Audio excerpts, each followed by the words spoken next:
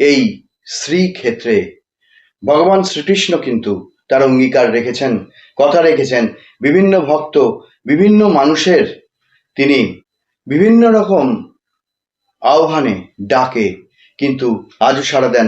তিনি বলেছিলেন যে কলিতে আমি শ্রীক্ষেত্রে জাগ্রত থাকবো। জগন্নাথ দেব কিন্তু ভীষণ রকমের দুষ্টুমি করেন। কোনো কিছু আপনি ধরুন প্রার্থনা করে বলতে যাবেন যে আমি হে কৃষ্ণ, আমার এটা চাই, আমার ওইটা চাই। কি আশ্চর্য, সারাক্ষণ আপনি মনে করে করে করে করে যাবেন, এবং যখন মন্দিরের মধ্যে আপনি প্রবেশ করছেন, তারপরে যখন জগন্নাথের কাছে যাচ্ছেন, দেখবেন কমপ্লিট আপনি ভুলে গেছেন। তারপরে আমার সঙ্গের সঙ্গিনী, তুমি বলেছো এটা, এই যা ভুলে গেছি তো। দ্বিতীয় দিন গিয়েছিস, দ্বিতীয় দিনই বলতে ভুলে গেছি। তখন আর সত্য কি করে বলবো, কি করে সত্য যে আমি আজকেও ভুলে গেছি। তৃতীয় দিন আমি গেছি, সেদিন গেছি, মনে করে করে ঢুকেছি মন্দির চত্বরে, মনে আছে ধ্বজা উত্তোলন হচ্ছে, দেখছি সমস্ত কিছু করছি। এবার ফেরার সময় যখন প্রণাম করে যাব, তখন তো এ প্রণাম করছে সাষ্টাঙ্গে, ও প্রণাম করছে, আমি কিন্তু কমপ্লিটলি ভুলে গেছি। আমার মনে পড়লো, ওমা তাই তো, আমাকে তো এটা বলতে হবে, আমি তো ভুলে গেছি। এইবারে আমি ওই থামের মধ্যে মাথা ঠেকিয়ে আমি আমার মনের কথাটা বললাম।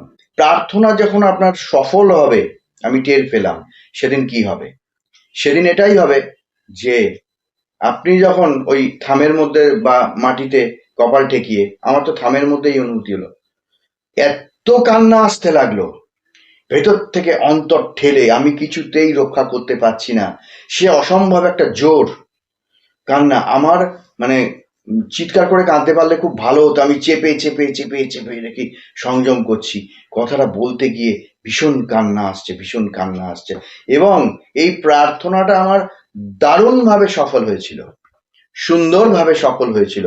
এটা কিন্তু আমি আপনাদের কাছে বললাম, যদি কেউ ওই মন্দিরের থামের মধ্যে মাথা ঠেকিয়ে, মাথা টাচ করে দাঁড়িয়েও করেন, বা সাষ্টাঙ্গেও করেন, যেভাবেও করেন, প্রণাম করার সময় যদি কান্না আসেন, আপনি বুঝতে পারবেন 100-র মধ্যে 1,00,000% শিওর আপনার সেই যেটা প্রার্থনা করছেন, চাইছেন, সেটা সফল হবে।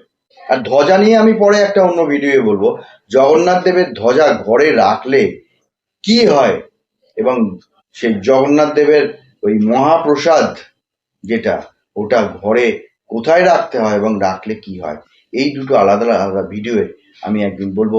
তো আমার প্রিয়জনেরা, আজকে এই ভিডিও এখানে শেষ করছি। ধন্যবাদ, নমস্কার।